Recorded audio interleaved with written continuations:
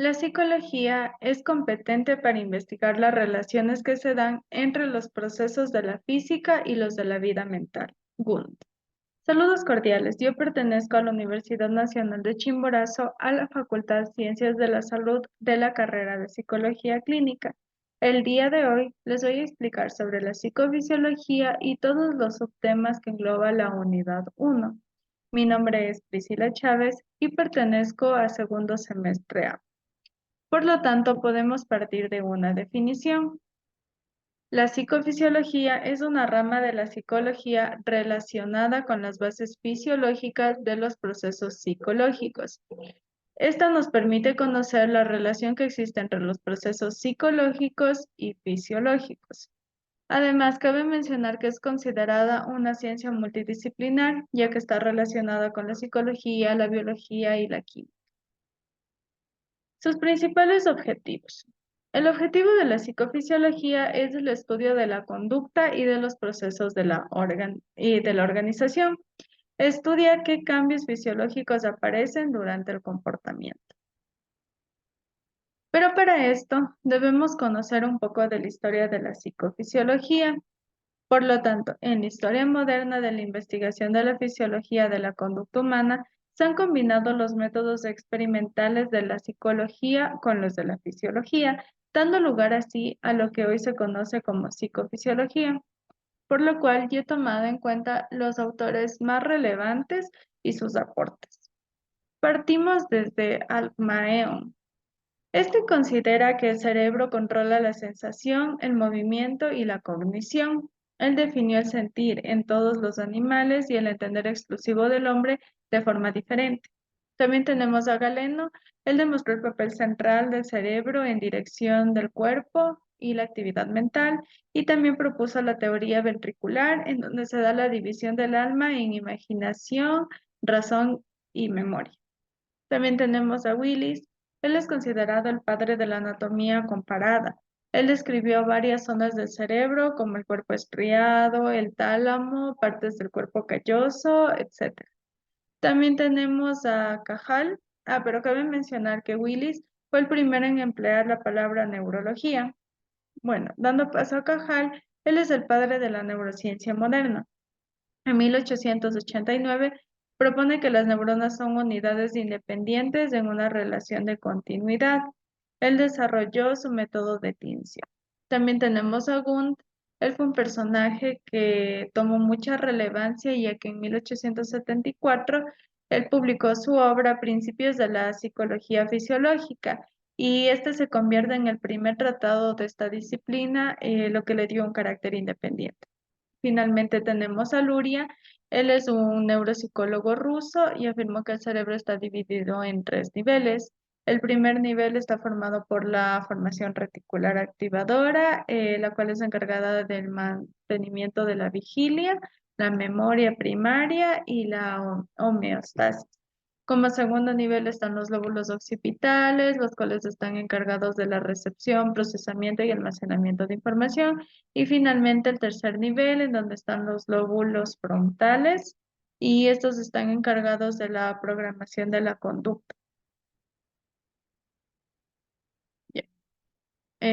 Cabe mencionar y debemos tomar en cuenta que esto es de mucha importancia, ya que otras disciplinas hicieron posible que surja la psicofisiología. Por lo tanto, como mencioné antes, la psicofisiología tiene un carácter multidisciplinar, ya que precisa de conocimientos de muchas ciencias, principalmente de la psicología, ya que ésta estudia los procesos mentales, la biología, ya que es la ciencia que estudia los seres vivos, y esto incluye su origen y su evolución, y la psicofisiología. Esto es una subrama de la biología que estudia las funciones que se encuentran dentro de los sistemas vivos.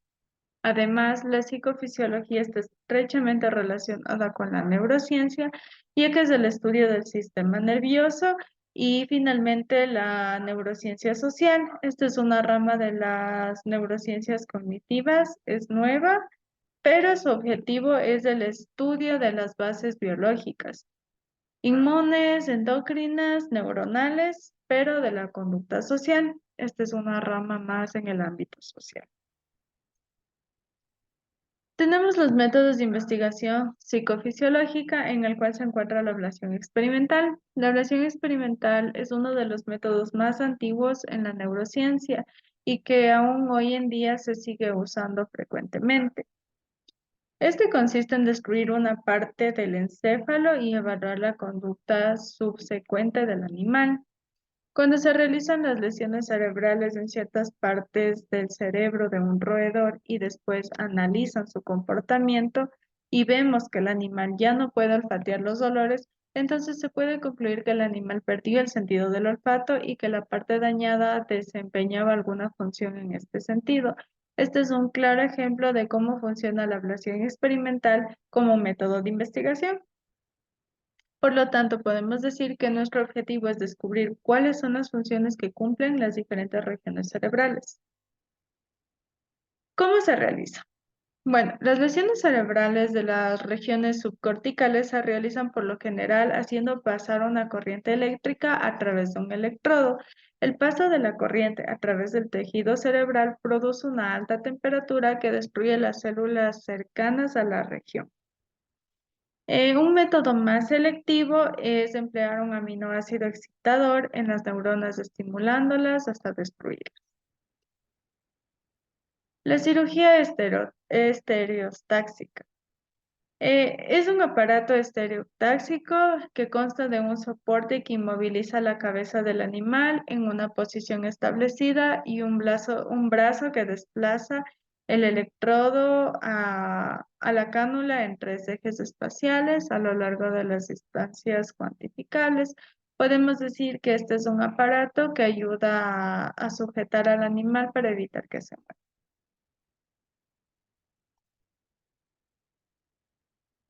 Tenemos la fijación y obtención de cortes. Bueno, aquí se sigue un proceso de pasos en el cual tenemos que evitar que se descomponga por la acción de las bacterias o mohos y esto se hace sumergiéndose en formol. Pero antes de ponerlo en una solución, debemos hacer la perfusión y esto es extraer la sangre y sustituirla con otro líquido. El encéfalo del animal se perfunde porque se obtienen mejores resultados histológicos cuando no hay sangre. Una vez fijado el encéfalo, se secciona en delgadas láminas y se tiñe diversas estructuras celulares. Las secciones se efectúan con un microtomo y este consta de tres partes, que es una cuchilla, la plataforma donde reposa el tejido y un mecanismo que hace avanzar a la cuchilla.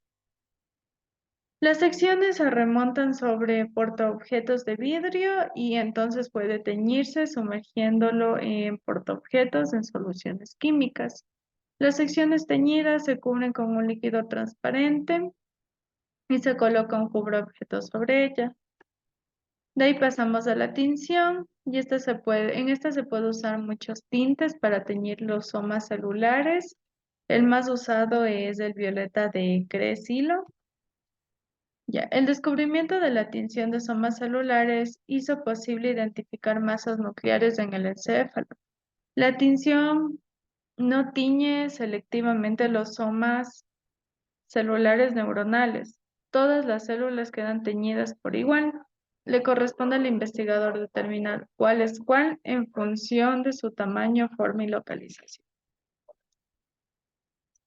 También tenemos el microscopio electrónico.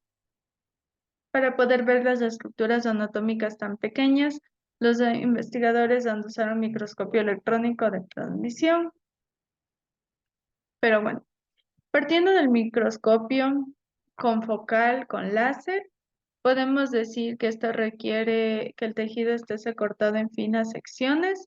La invención del microscopio confocal con láser permite ver los detalles en el interior de secciones gruesas de tejido o incluso en bloques de tejido.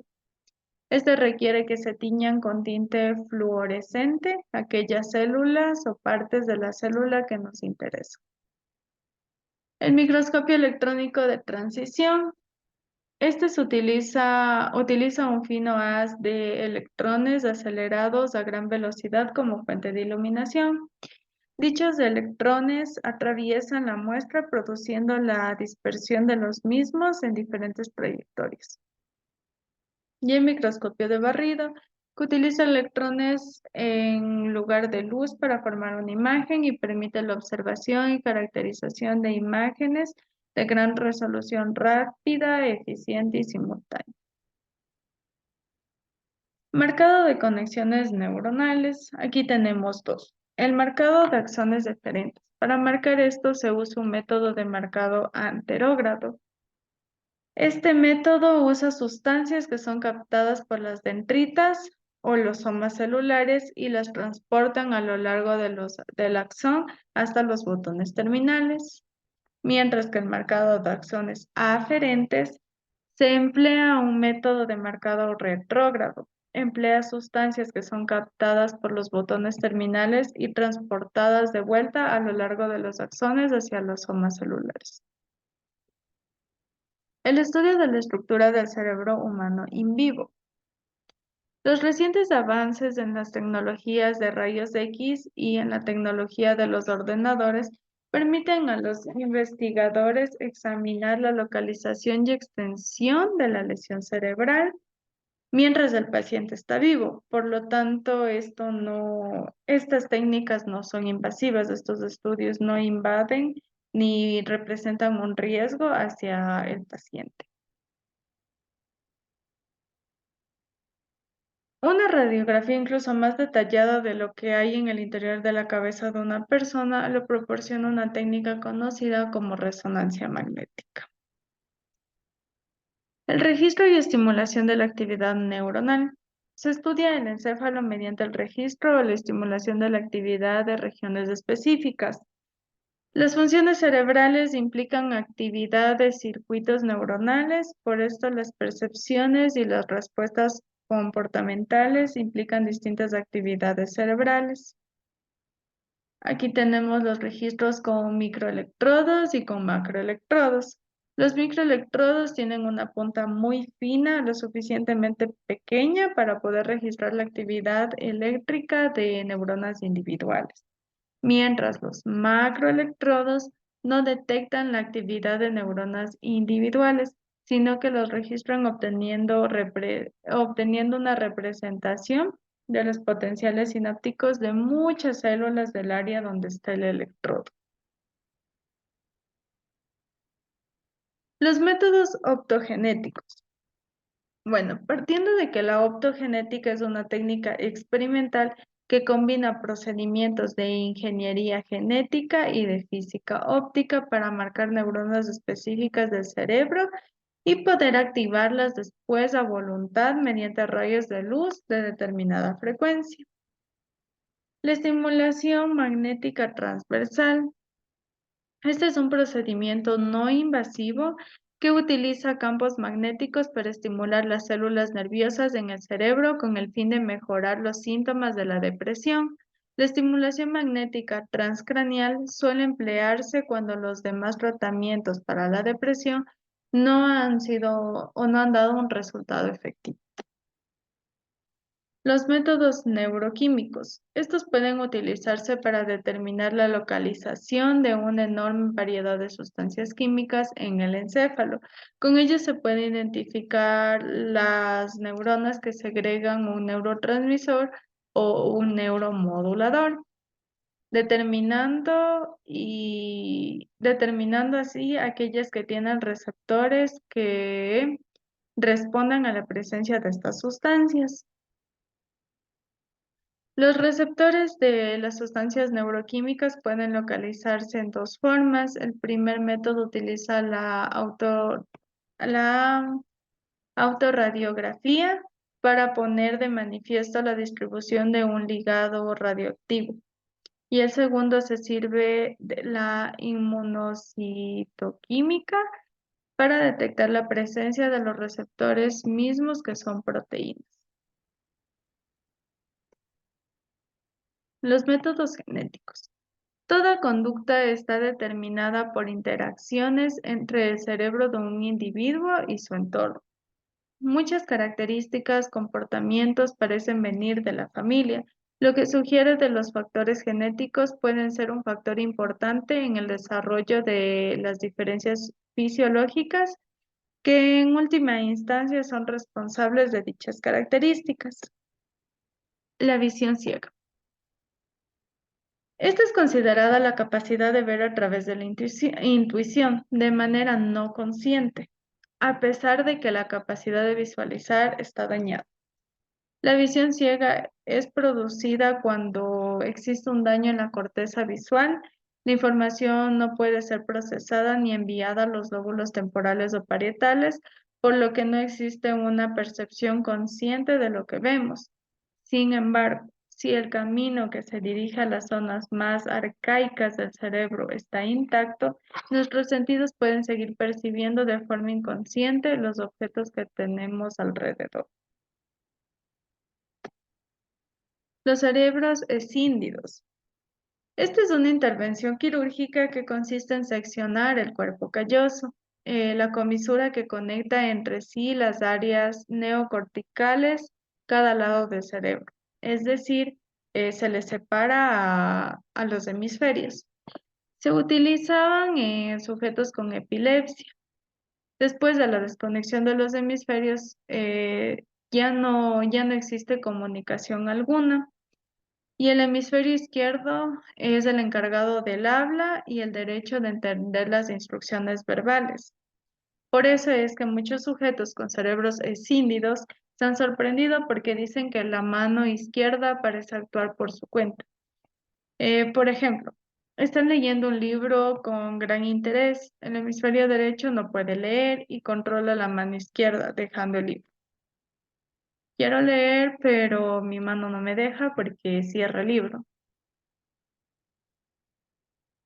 Tenemos la negligencia unilateral. Esta es la incapacidad del paciente para detectar, referirse, orientarse o responder a estímulos presentados contralateralmente a la lesión cerebral. Una persona con negligencia unilateral actúa como si su lado izquierdo del mundo, de su cuerpo, de su entorno no existiera. Esto es porque se produce un daño en el lóbulo parietal derecho. Esto se puede considerar como anosognosia, ya que es la falta de conciencia de la enfermedad. Esta sucede previo a una lesión como un accidente cardiovascular. La percepción de uno mismo. Uno de los aspectos claves en el sentimiento de la pertenencia del propio cuerpo es la llamada autoconciencia, es decir, cuando movemos una pierna sentimos un pinchazo o que alguien nos toca en la mano o algún gesto que nosotros somos conscientes. Por lo tanto, aquí se aplicó lo que es la ilusión de la mano de goma. Bueno, aquí se observa que existe una elevada actividad en el cerebelo y la ínsula, ya que este cumple funciones de análisis temporal de la sincronía de las caricias o los toques, como se puede visualizar en esta imagen, ya que las personas al realizar este experimento sentían que la mano de goma era perteneciente a ellas, ya que se realizaba las mismas caricias con el pincel al mismo tiempo. Técnicas de registro fisiológico. Esta es una serie de técnicas biológicas utilizadas en la superficie del cuerpo, mayoritariamente no son invasivas y representan la relación entre el cerebro y la conducta a través del registro de sucesos relevados y observables. Tenemos las pruebas psicométricas, entre ellas se encuentra la escala del sueño. Los cuestionarios de sueño o escalas facilitan la evaluación de la intensidad de los problemas del sueño. Un ejemplo es la escala de somnolencia de Epworth. Este es un cuestionario autoadministrado en base a 8 preguntas. Y bueno, su principal objetivo es determinar o medir la somnolencia diurna y esto puede ser de ayuda en el diagnóstico de trastornos del sueño.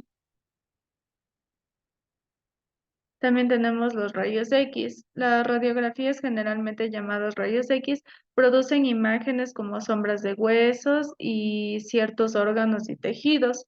Las radiografías son muy buenas para detectar problemas óseos y pueden mostrar algunos órganos y tejidos blandos. Las radiografías son rápidas, fáciles de obtener y son menos costosas. De hecho, son las más comunes en nuestra sociedad.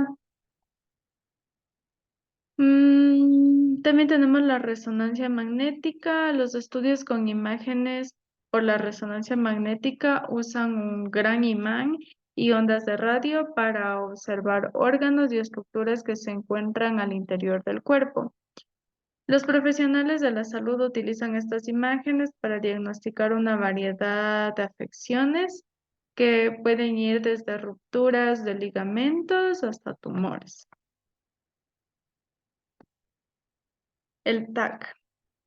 El TAC o tomografía axial computarizada es una prueba diagnóstica utilizada para crear imágenes detalladas de los órganos internos, los huesos, tejidos blandos y vasos sanguíneos. Es un examen médico que reproduce múltiples imágenes en el interior del cuerpo.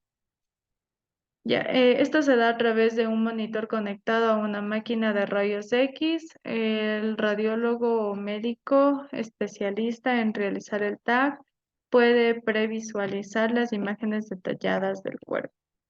Este es un procedimiento indoloro y una técnica no invasiva y precisa. El RMF, que sería la resonancia magnética funcional, mide los pequeños cambios en el flujo sanguíneo que ocurren con la actividad del cerebro. Puede utilizarse para examinar las partes del cerebro que están manejando funciones críticas y evaluar los efectos del derrame u otras enfermedades. Esta puede detectar anomalías dentro del cerebro que no pueden ser encontradas con otras técnicas por imagen. Los trastornos psicofisiológicos. Los trastornos psicofisiológicos se caracterizan por la existencia de síntomas físicos y factores psicológicos en varios órganos del cuerpo. Por la compleja relación entre lo físico y lo psicológico, su diagnóstico es en muchas ocasiones una tarea difícil. Los síntomas de los trastornos psicofisiológicos son habitualmente similares a los que se dan en una enfermedad orgánica.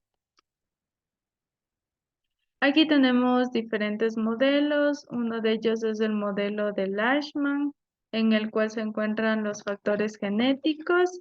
Esto menciona que, por ejemplo, si mi mamá tiene diabetes, entonces me predispone a yo tener diabetes.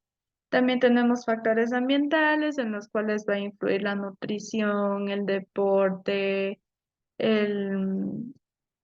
las etapas del sueño, el cuidado personal, entre otros. También tenemos las estructuras específicas implicadas en las reacciones psicológicas. Psicofisiológicas, bueno, aquí se encuentran las zonas afectadas debido a estos factores antes mencionados y finalmente los parámetros de frecuencia en donde estaría la frecuencia con la que yo voy a realizar estas actividades y la frecuencia con la que voy a desarrollar esta enfermedad. También tenemos el modelo multicausal de Schwartz, en donde se encuentra como primer punto las demandas ambientales, segundo punto el procesamiento de la información a nivel del sistema nervioso central, como tercer punto la respuesta psicofisiológica y como cuarto punto el feedback negativo, que es decir, el resultado de todo ese proceso de forma negativa. El modelo multicausal del Labrador. Este lo clasifica en cuatro, en donde existen sucesos estresores, es decir, algo que desencadene, o sea, un factor detonante, por ejemplo, el estrés laboral, académico, etc. También en los procesos cognitivos, las conductas de afrontamiento y finalmente las respuestas fisiológicas, que serían donde ya se ocasiona el trastorno. Finalmente, el modelo psicosocial de Hengel, aquí menciona tres, que sería genético, psicológico y social. Bueno, unos ejemplos de los trastornos psicofisiológicos puede ser la diabetes, la colitis, entre otros. Los instrumentos de registro psicofisiológico. Aquí tenemos la polisomnografía y este es un estudio del sueño. Este examen registra ciertas funciones corporales a medida que uno duerme o trata de dormir. Se utiliza para diagnosticar trastornos del sueño, mide y registra diferentes funciones corporales mientras se duerme. Entre sus registros se encuentra la frecuencia respiratoria, el oxígeno en la sangre, frecuencia cardíaca, ondas cerebrales, movimientos de las piernas y movimientos de los ojos. Esto se realiza a través de la colocación de electrodos alrededor y a lo largo de todo el cuerpo. Por lo tanto, se le considera un examen completo e incluso se coloca un micrófono en el cuello para determinar si el paciente ronca o no. Esto también se realiza en un laboratorio controlado, pero también se puede realizar en su hogar. Tenemos la electroencefalografía. Este es un estudio que mide la actividad eléctrica en el cerebro mediante pequeños discos de metal electrodos y estos son colocados en el cuero cabelludo. Las neuronas cerebrales se comunican a través de impulsos eléctricos y estas están activas todo el tiempo, incluso mientras dormimos. Se puede detectar cambios en la actividad cerebral que pueden ser útiles para diagnosticar trastornos cerebrales, especialmente epilepsias u otros trastornos convulsivos. Puede ser útil para diagnosticar o tratar lo siguiente, que sería tumores cerebrales, daños cerebrales por lesiones en la cabeza, disfunciones cerebrales que pueden tener diversas causas o trastornos del sueño. La electronistagmografía. Bueno, este es un examen que evalúa principalmente los movimientos oculares para ver que también están funcionando dos nervios en el cerebro, los cuales serían el nervio vestibular y este es el octavo nervio craneal, el cual va del cerebro a los oídos y se utiliza para evaluar a las personas con vértigo, ya que esto es considerada una falsa sensación de estar dando vueltas o en movimientos que pueden provocar mareos y otros trastornos que afecten tanto a la audición como a la visión. Se coloca electrodos encima y debajo de los ojos para registrar la actividad eléctrica a través de la medición de los cambios en el campo electrónico dentro de los ojos. Bueno, aquí se puede detectar movimientos oculares rápidos e involuntarios en respuesta a diversos estímulos. Electromiografía. Son los estudios destinados a conocer el funcionamiento del sistema nervioso periférico, es decir, el nervio y el músculo. Es una técnica agresiva, moderadamente invasiva, ya que supone introducir una aguja en varios músculos y en ocasiones mover el electrodo. Sirve para el diagnóstico de enfermedades que cursan con la pérdida de fuerza, tonalidad, debilidad muscular, de un área en concreta o de miembros superiores e inferiores. Finalmente tenemos los potenciales evocados. Los potenciales evocados son técnicas diagnósticas que mediante estímulos sensitivos, visuales, auditivos o táctiles, electrónicos y el registro de las respuestas cerebrales que estos provocan, valoran la integridad de las vías sensitivas estimuladas. Para realizar esta prueba no es necesaria ninguna preparación previa. Al paciente se le coloca unos electrodos que se pega con la pasta conductora en el cuero cabelludo y pabellones auditivos, en el hombro, cuello y columna. Posteriormente se reciben los distintos estímulos para obtener la respuesta evocada correspondientemente. Son pruebas importantes en enfermedades como la neuritis óptica, esclerosis múltiple, sorderas, traumatismos craneales, lesiones de la médula espinal o el tronco encefálico, etc. Gracias por su atención, espero que haya sido de su agrado.